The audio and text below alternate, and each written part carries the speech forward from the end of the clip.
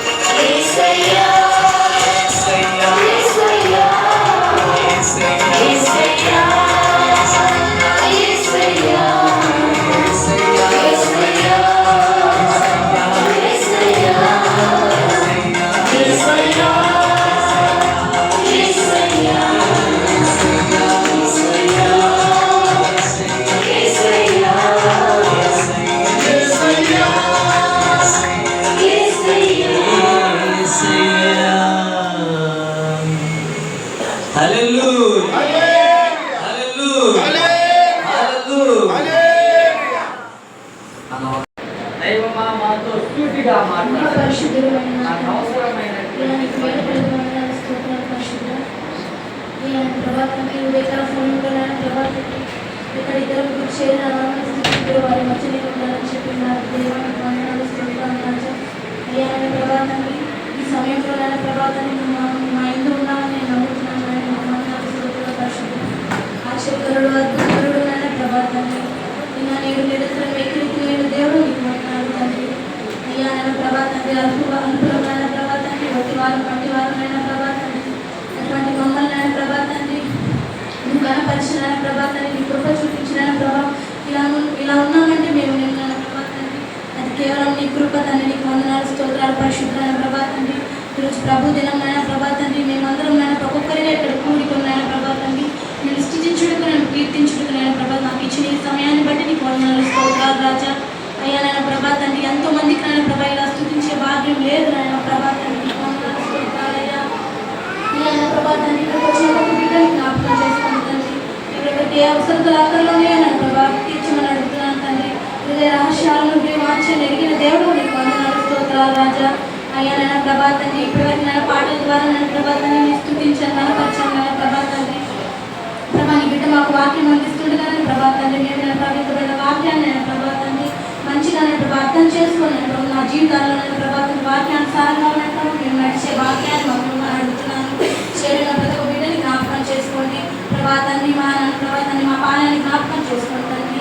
ఎవరెవరికి ఏ కుటుంబంలో ఏ అవసరతలు అక్కర్లు ఉన్నాయో ప్రభా తండ్రి తీర్చమని అడుగుతున్నాను తండ్రి. ప్రతి ఒక్క బిడ్డనైనా ప్రభా తండ్రి నీ మార్గంలోనైనా ప్రభా నేను అనుసరించి నడిచే బిడ్డనైనా ప్రభు మార్చమని అయ్యానని ప్రభా తండ్రి నీకేనైనా ప్రభు వేల కొద్ది వందనాలు స్తోత్రాలైనా ప్రభా చెల్లించుకుంటూ ఈ చిన్న బిడ్డ ప్రార్థనైనా ప్రభా నీ పాదాలకు సమర్పించుకుంటూ నజరేయుడైన యేసుక్రీస్తు పరిశుద్ధ నామమున అడిగి వేడుకుంటున్నాను నా ప్రియ పరలోకపు తండ్రి. ఆదిలో దేవుడు ఆదామును నిర్మించాడు. ఆదామును నిర్మించి ఆయన ప్రకటింప నుండి స్త్రీని నిర్మించాడు కదా. అది ఆదాము ఏమని పిలిచాడు అది కావాలి. తర్వాత దేవుడు పేరు పెట్టాడు. ఏమవుతుంది నారి. సరే, దేవుడు పెట్టినటువంటి పేరేంటి? అవ్వ. అందుకే ఈ అవ్వ వెలుగులోకి వచ్చిందంటే చాలా మంది ముసలోళ్ళు ఉన్నారంటే అవ్వ తాత అవ్వ అవును కదా. సరే, అవ్వ అంటే అవ్వ పేరే. తర్వాత వెళుతున్నాం. మన విశ్వాసులకు తండ్రి అయినటువంటి అబ్రహాం గారు. అబ్రహాం భార్య పేరేంటో చెప్తారా? సరే, చాలా చెప్పారు. పురుషులు అవసరం, పురుషులకు కాదు. సరే, ఇంకోటి మీరు చెయ్యతారు మొదట చెప్పేవాడు. ఈ శారాకు ఉన్నటువంటి మొదటి పేరు ఏంటో చెప్పాలి. సరే, శారయి. సరే సరే, మళ్ళా ఇంకోటి ఈ శారా పేరు ఉంది. శారా పేరు శారా బైబిల్ చూడకూడదు, బైబిల్ పక్కన పెట్టి. శారా పేరుకు అర్థం ఏంటి? శారా పేరుకు అర్థం ఏంటి? చేతులు అంతా ఎవరికి రాలా? చప్పట్లు కొట్టండి. ఒక్కరికి మాత్రమే ఎత్తి చెప్పగలిగే చాలా మంది చెప్తే చేసేది ఏమిటి? బైబిల్ చూడదు. తర్వాత ఈమెను దేవుడు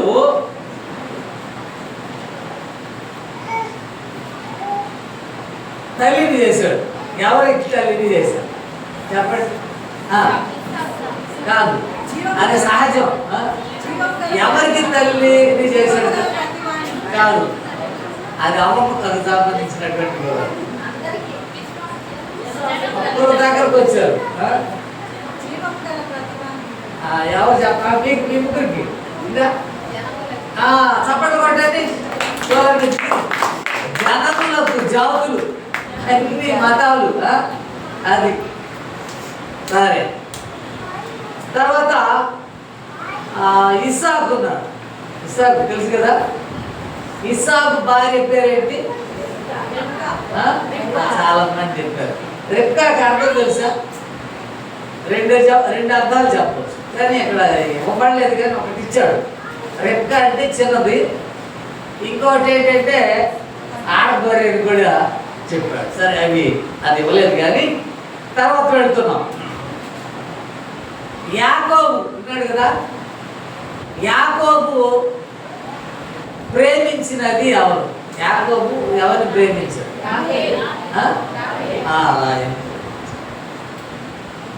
సరే, లాభాను ఉన్నాడుగా, లాభాను ఎవరు? పెద్ద కుమార్తె పేరు ఏం పేరు? లేయా. శారా ఉంది కదా, శారా చెప్పారు ఇంత. శారా యొక్క దాసి పేరేంటి? హాగరు. తర్వాత యాకోబు ఉన్నాడు కదా, యాకోబుకు ఒకతే కుమార్తె. చప్పట్లు కొట్టండి చిట్టెక్కు. తర్వాత ఈ కుమారుడు ఒకడు ఉన్నాడు, చివరోడు యోసేపు. యోసేపు భార్య పేరు ఏంటి చెప్తారా? యోసేపు భార్య పేరు ఎవరు చెప్పలేరు. మీరెవరు చెప్పలేరు కదా, వీళ్ళ ముగ్గురికి ఇద్దాం. ఎవరండి? అసెనత్తు. చప్పట్లు కొట్టండి. మిత్రుడు యోసేపు గారు. తర్వాత నిర్గమాకాండంలోకి వెళ్తున్నాం. మోషే గారు ఉన్నారా?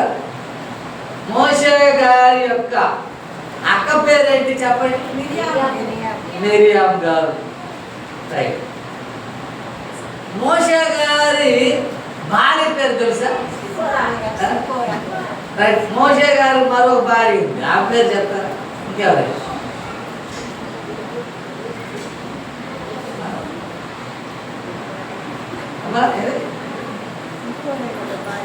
కేతూరు. ఇంకొక సరే. తర్వాత వెళ్తున్నాం. ప్రవక్తి ఉంది ఒక ఆమె, న్యాయాధిపతుల గ్రంథం. ప్రవక్తి కొత్త నిబంధనలో ఒక ఆవిడ ఉంది, పాత నిబంధనలో అదే న్యాయాధిపతులు వెళ్ళి కాలంలో ఆమె కూడా ప్రవక్తి. చెప్తారా? లక్కీతో భార్య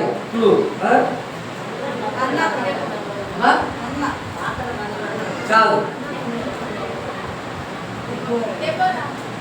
చప్పట్లు కొట్టాను అందరు కూడా. ఆ క్రొత్త నిబంధనలో ఉన్నటువంటి ప్రవక్తి పేరు ఏంటి చెప్తారా? అన్న. అన్న కాదు, ఆమె అన్న వేరు, అన్న ఈమె అన్న. సరే, తర్వాత వెళ్తున్నాం. ఎలీమేలకు ఉన్నాడు. ఎలీమేలకు భార్య పేరేంటి? ఋతు గ్రంథం ఉంది. ఎలీమేలకు చప్పట్లు కొట్టాల. ఎలీమేలకు భార్య పేరు నయోమి. నయోమి పేరుకు అర్థం చెప్తారా? నయోమి పేరుకు అర్థం ఏంటి? చప్పట్లు కొట్టాల. మధురం. ఆమె నన్ను మరో పేరుతో పిలవండి అని చెప్పేశాను. ఏం పేరు? రైట్.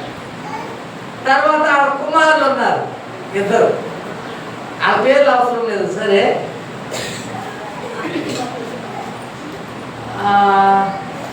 కిలియోను భార్య పేరు చెప్తారా? మహులోను, కిలియోను. మహులోను భార్య పేరు చెప్పండి. ఇది కాదు కాదు, మహులోను, కిలియోను. రైట్. కిలియోను భార్య పేరు వార్ప. మహులోను భార్య మొదటి భార్య రూత్. కానీ ఒకసారి ఇప్పుడు బోయాజు భార్య పేరు ఏం పేరు? బోయాజు భార్య పేరు ఏం పేరు? రూత్ గారు. ఎల్కానా ఉన్నాడు. ఎల్కానా తెలుసుగా? ఎల్కానా. ఎల్కానాకి ఇద్దరు భార్యలు ఉంటారు.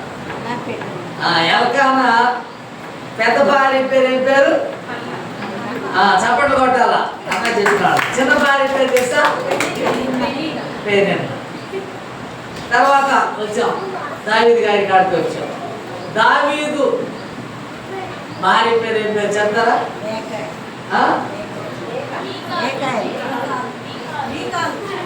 మేకాలు. మికాయలు. చప్పట్లు కొట్టాలా గానం గారికి. మేకాలు. ఊరియా భార్య పేరు తెలుసా? ఊరియా భార్య పేరు చప్పట్లు కొట్టండి.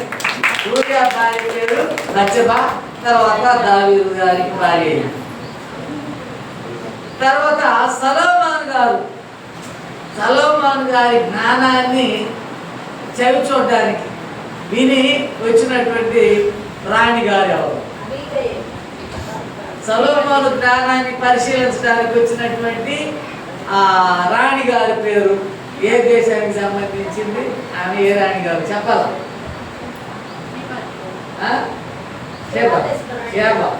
చప్పటి పట్టండి జ్యోతి గారికి. మీకు చెప్పలేదు కాబట్టి. తర్వాత అహష్వేరోష్ ఉన్నాడు కదా, అహష్వేరోష్ రాజు. ఆయన మొదటి భార్య పేరు ఏంటి? మొదటి భార్య పేరు అసలు రెండో భార్య ఎవరు? ఎస్తేరు. మొదటి భార్య పేరు తెలీదా? వస్తీ. చప్పట్లు పట్టాలా? కుస్తీ కాదు కదా, వస్తీ. సరే, ఎస్తేరుకున్న మరో పేరు. ఎస్తేరుకున్న మరో పేరు చప్పట్లు పట్టాలి అందరూ కూడా. యోబు కుమార్తెలు ఉన్నారు. యోబు కుమార్తెలు ఎంతమంది? ముగ్గురు పేర్లు ఎవరైనా చెప్పగలుగుతారా? ముగ్గురు పేర్లు ఎవరా? ఎత్తి చెప్పుతారు. ఎత్తి చెప్పాలా? చప్పట్లు కొట్టాలా? Jemima, Kezia, కెరెత్. రైట్. సంసోను అప్పగించిన వేసే పేరు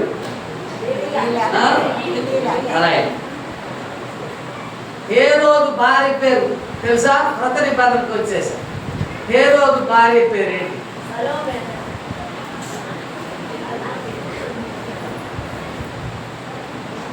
హేరోదు తమ్ముడు పేరు తెలిసి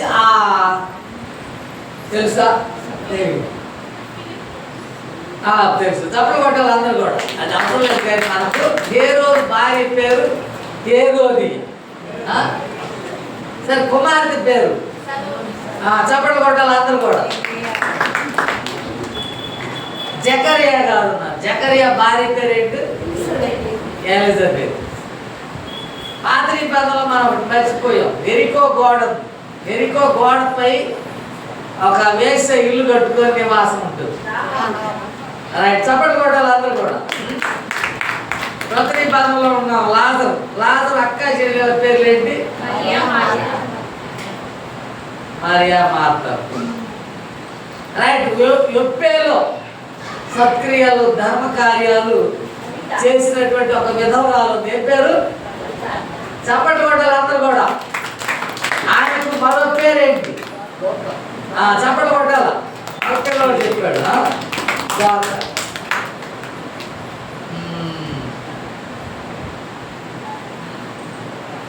పేతురు స్వరం విన్నటువంటి చిన్నదాని పేరు చెప్తారా? పేతురు స్వరాన్ని గుర్తుపెట్టినటువంటి చిన్నదాని పేరు ఇలా ఎప్పుడు మగవాళ్ళు చేస్తాం. మగపిల్లలకి ఆయనకి లేదు ఛాన్స్. హృదయ. రైట్. దైవ భక్తి కలిగి హృదయం తెరచినటువంటి స్త్రీ ఎవరు? చప్పట్లు కొట్టాల దానమ్మ గారికి. దైవజనుడు తిమోతి తెలుసా? తిమోతి వాళ్ళ అమ్మ వాళ్ళ పేర్లు ఉన్నాయి. వాళ్ళ అమ్మ పేరు చెప్తారా? మొదట అమ్మ పేరు చెప్తారా? సరే, వాళ్ళ అమ్మ పేరు చెప్తారా? ఉన్నారు మన పాలమ్మ పేరుగా. వాళ్ళ అమ్మ పేరు యూనికే. అవ్వ పేరు అవ్వమేనంటారు. అవ్వ పేరు లోయి. రైట్. నెక్స్ట్ అందరూ కూడా చప్పట్లు కొట్టండి. అందరూ చప్పట్లు కొట్టండి. వీళ్ళల్లో మంచి గుణగణాలు ఉన్నాయి కొంతమందికి. మనం వెలుగులోకి తెచ్చుకుందాం అనుకున్నా భక్తి కలిగినటువంటి స్త్రీలను అయితే అన్న మంచి వాక్యాన్ని అందించడానికి కూడున్నారు కనుక అందరం సావధానంగా వినడానికి ప్రయత్నం. ప్రభు పరిశుద్ధ నామానికి మహిమ కలుగుగాక. ఈ ఉదయకాలంలో మరొకసారి దేవుడు నాకు హస్తాన్ని అనుగ్రహించి నాడు మీ మధ్యలో దేవుని వాక్యం పంచుకోవడానికి అందరూ బైబిల్ గ్రంథమును తెరవండి. తెరిచి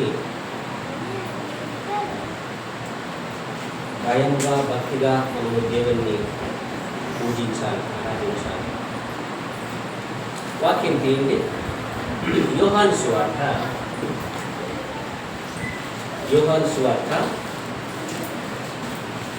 18వ అధ్యాయము. యోహాను సువార్త 18వ అధ్యాయము 36వ వాక్యం చదవండి. యోహాను సువార్త 18:36. యేసు నా రాజ్యము ఈ లోక సంబంధమైనది కాదు. నా రాజ్యము ఈ లోక సంబంధమైనది కాదు. నా రాజ్యము నా రాజ్యము ఈ లోక సంబంధమైనదైతే ఈ లోక సంబంధమైనదైతే నేను యూదులకు అప్పగింపబడకుండునట్లు నా సేవకులు పోరాడుదురు. కానీ నా రాజ్యము ఇహ సంబంధమైనది కాదనెను. చాలా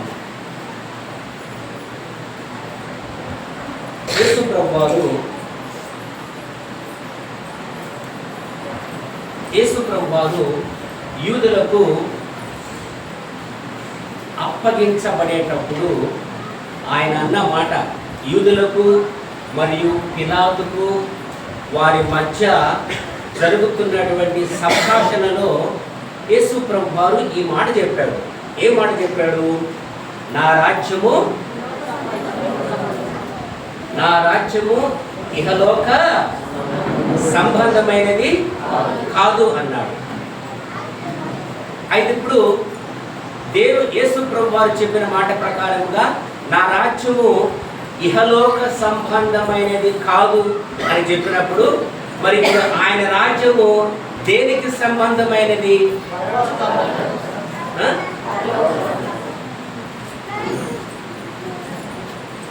నా రాజ్యము ఈ లోకానికి సంబంధించింది కాదు అని చెప్పాడు కదా యేసు ప్రభువారు.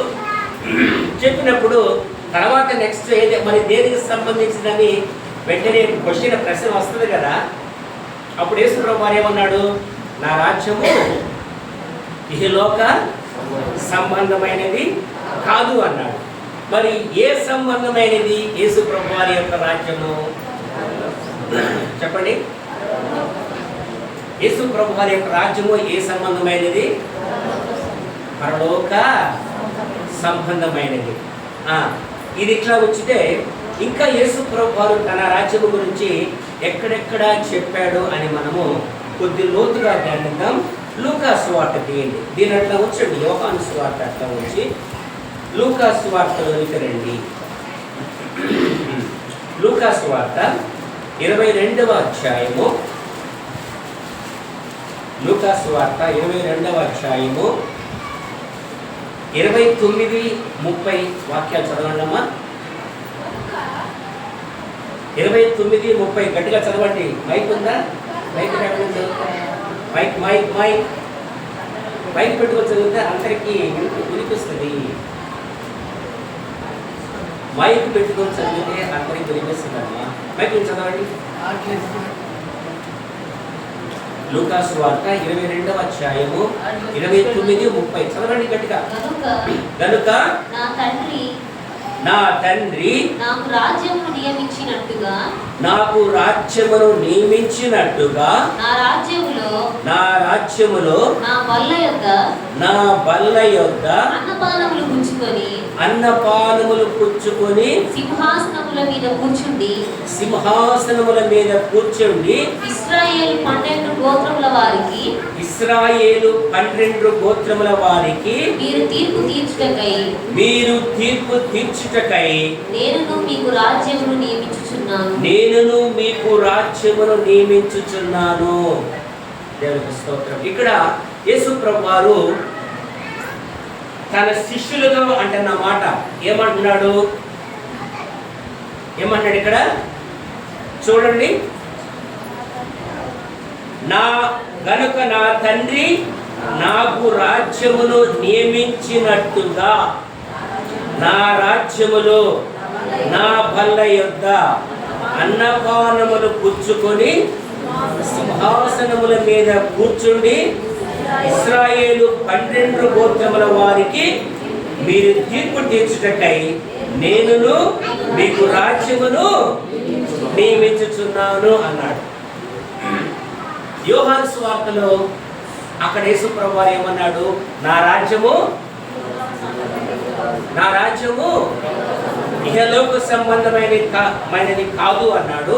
లూకా సువార్తలో ఏమన్నాడు ఆయన? లూకా సువార్తలో శిష్యులతో ఏమన్నాడు? తండ్రి నాకు రాజ్యమును నియమించినట్లు అన్నాడు. అంటే యేసుప్రభు వారికి ఒక రాజ్యము అనేది ఉంది.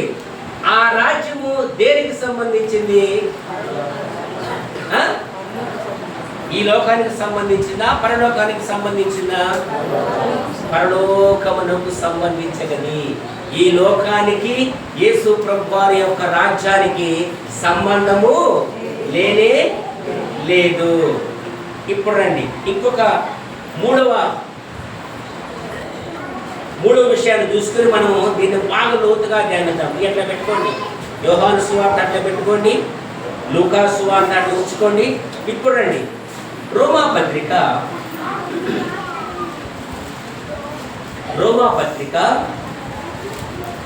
14వ అధ్యాయము.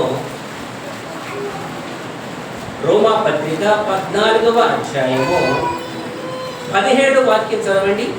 రోమా 14:17. దేవుని రాజ్యము భోజనమును పానమును కాదు గాని నీతియు సమాధానమును పరిశుద్ధాత్మ యందలి ఆనందమునై ఉన్నది. ఇప్పుడు ఈ వాక్యం చూశారు కదా, దేవుని రాజ్యము. ఏ బాబు పిల్లలు కూర్చోండమ్మా, కూర్చోండి, పక్కన కూర్చోండి. ఇది చేయకూడదు. అంటే దేవుడిని లెక్క లేకుండా చేయడం అన్నట్టు ఇదే, చేయకూడదు అట్లా. ఇక్కడ ఏమన్నాడు దేవుడు? వాక్యం ఏమన్నాడు? దేవుని రాజ్యము భోజనమును పానమును కాదు గాని నీతియు సమాధానమును పరిశుద్ధాత్మ యందలి ఆనందమునై ఉన్నది. దేవుని రాజ్యం అంటే భోజనం కాదు, పానము కాదు. అంటే దేవుని రాజ్యం అంటే ఏంది? నీతి, సమాధానము, పరిశుద్ధాత్మ యందలి ఆనందము. ఇప్పుడు మనము యోహాను సువార్త, లూకా సువార్త, రోమా పత్రిక, మనము ఈ మూడు పుస్తకములలో దేవుని రాజ్యం గురించి మనము చదివాము. మొట్టమొదటిది యేసు ప్రభువు చెప్పాడు, నా రాజ్యము ఇహలోక సంబంధమైనది కాదు అన్నాడు. రెండవది ఏం చెప్పాడు? తండ్రి నాకు రాజ్యము నియమించినట్లు నేనును నా రాజ్యములో మీకు స్థానము ఇస్తా అన్నాడు. మూడవది ఏమన్నాడు ఇక్కడ అపోస్తలుడైన పౌలు రోమా పత్రికలో? దేవుని రాజ్యము భోజనము పానము కాదు కానీ ఏంటంటే దేవుని రాజ్యము నీతి, సమాధానము, పరిశుద్ధాత్మ యందలి ఆనందమునైనది. ఈ మూడు అట్లా పెట్టుకోండి. మనము యేసు ప్రభు వారు చెప్పినట్లు నా రాజ్యము ఇహలోక సంబంధమైనది కాదు అని యేసు ప్రభు వారు చెప్పినట్లు, నా రాజ్యము ఇహలోక సంబంధమైనది కాదు అంటే అది దేనికి సంబంధించింది? పరలోక రాజ్యానికి సంబంధించినది అని మనము వెంటనే గ్రహించాలి. ఇహలోకము, పరలోకము, సింపుల్. కీడు, మేలు, తప్పు, ఒప్పు. ఇప్పుడు తప్పు ఉందనుకో, దాని పక్కన ఏముంటది? ఉప్పు కూడా ఉంటది కదా. ఇహలోక రాజ్యం అంటే ఇంకొకటి ఏముంది? పరలోక రాజ్యం ఉంటుంది కదా. ఉందే అర్థం. మేలు, కీడు, తప్పు, ఒప్పు, సత్యము, అసత్యము, అంతే కదా.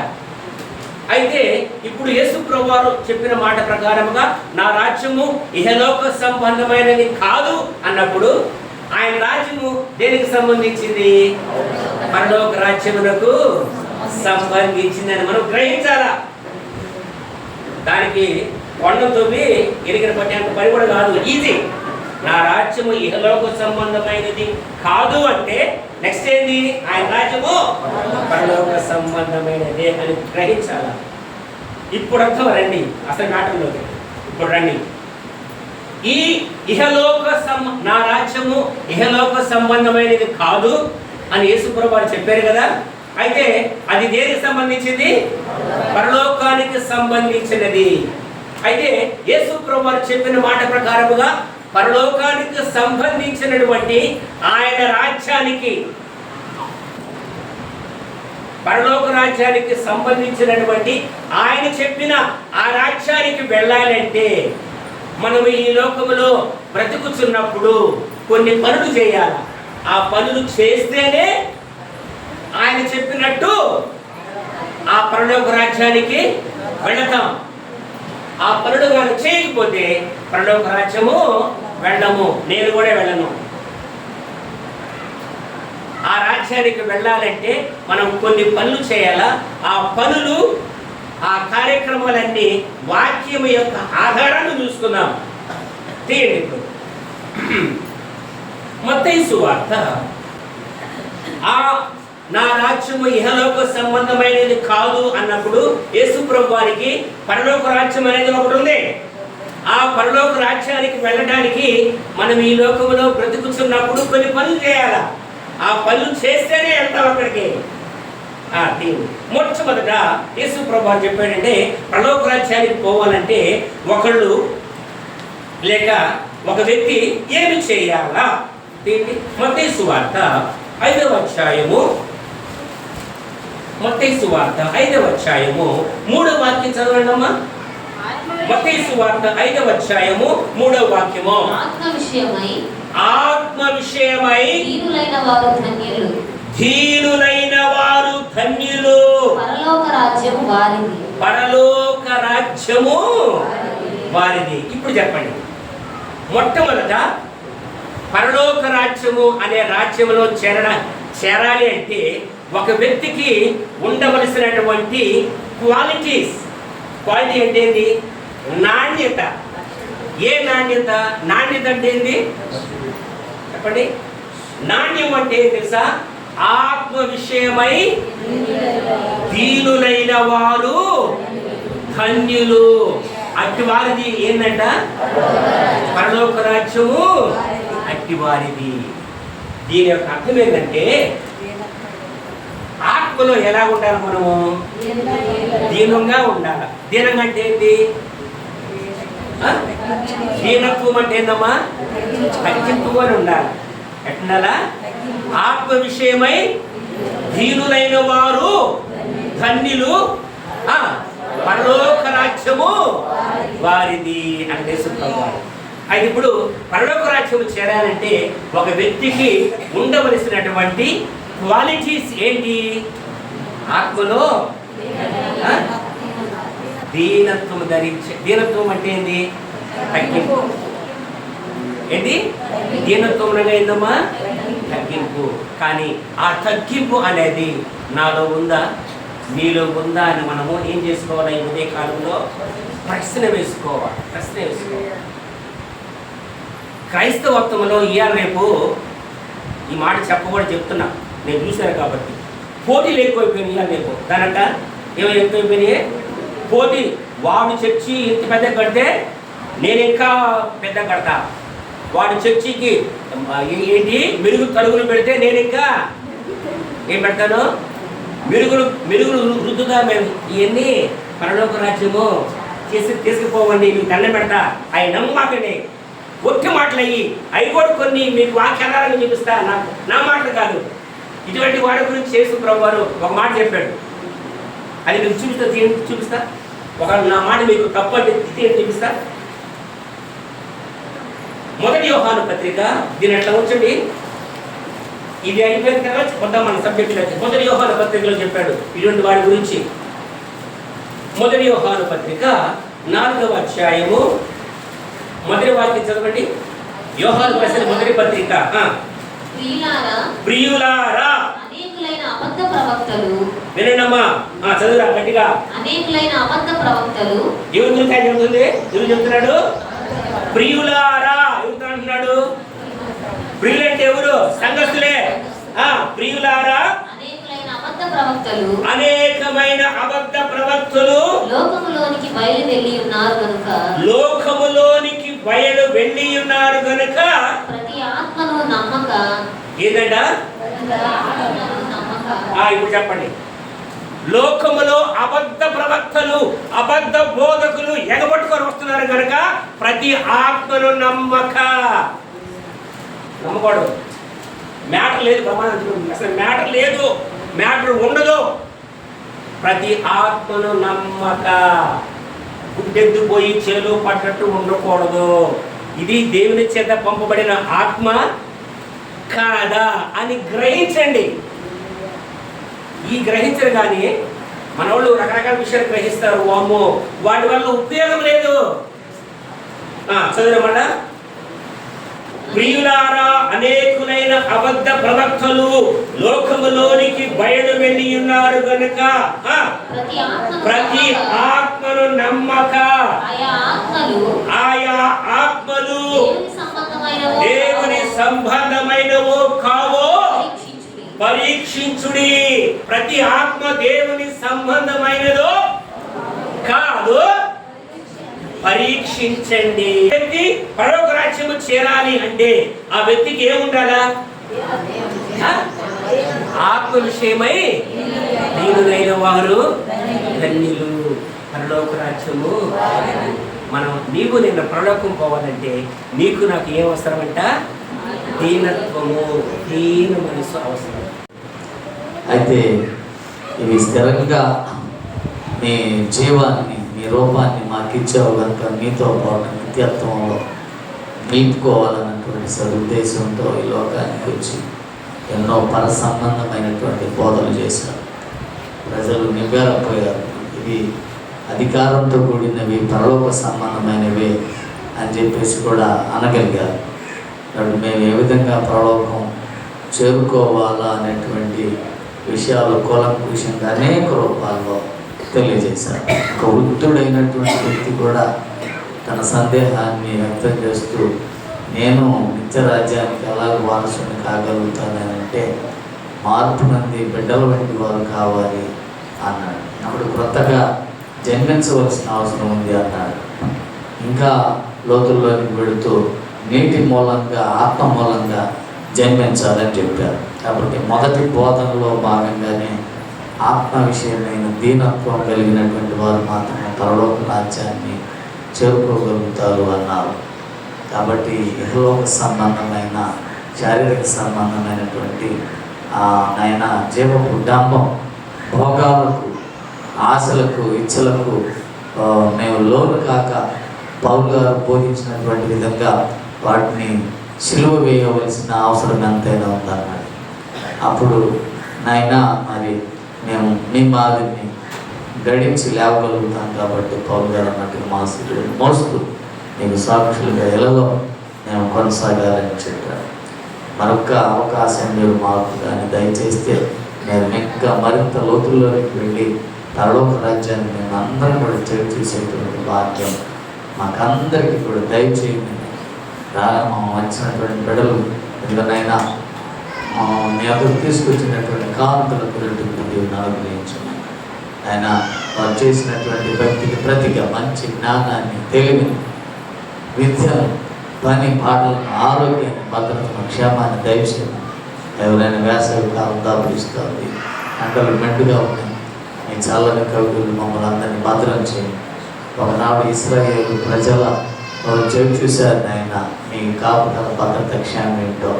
అరణ్యంలో కూడా మరి సంచారం చేస్తున్నప్పుడు పగలు మేఘస్తంభంగా, రాత్రి అగ్నిస్తంభంగా వెలుగులో నడిచినటువంటి వీరగాథను నేను చూస్తున్నాను. అలాగే కొత్త నిబంధన కాలంలో ఉన్నటువంటి మేము ఎత్తనాకాడు అన్నట్టుగా పగలు ఎండ దెబ్బైనా, రాత్రి వెన్నెల దెబ్బైనా లేక ఇశ్రాయేలును కాచి కాపాడేటువంటి దేవుడు, కునుకుడు, నిద్రపోడు, పరిశుద్ధ జనాంగంగా, దేవుని శుద్ధైన ప్రజగా, రాజులుగా, యాజకులుగా మమ్మల్ని తీర్చిదిద్దినందులో కూడా వందనాలు, స్తుతులు తెలియజేస్తూ దేవులతో మమ్మల్ని అందరూ కూడా నింపుకొని అడుగుతూ, మీ ప్రియ కుమారుడు మా ప్రభు రక్షకుడైనటువంటి యేసుక్రీస్తు నామములో ఈ మనవులన్నిటిని కూడా ఈ వేడుకొనుచు నాము తండ్రి. పరలోకమందున్న మా తండ్రి, మీ నామము పరిశుద్ధపరచబడును గాక, మీ రాజ్యం వచ్చును గాక, మీ చిత్తం పరలోకమందు ఎలాగో అలాగే భూమి యందు నెరవేరును గాక. మన దినాహారం నేడు మాకు దయచేయి, మా రుణస్థులను క్షమించిన ప్రకారం మాకు క్షమించు, మా శోధనలోకి ఏకాగ్రీకి తప్పించు.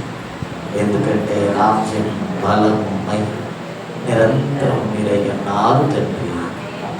నా పరమ తండ్రి అయిన యెహోవా యొక్క ప్రేమ, కుమారుడు క్రీస్తు యేసు ప్రభు వారి కరువు విజుల ప్రభు, పరిశుద్ధాత్మ అన్యోన్య సహవాసము, త్రియేక దేవుని దీవెన సంఘముగా కూడుకొని పరలోక రాజ్య మర్మాలను గుర్తించినటువంటి ప్రేమిడులందరికీ నీ సదాకాలంతో ఉండుగాక. ఆమేన్.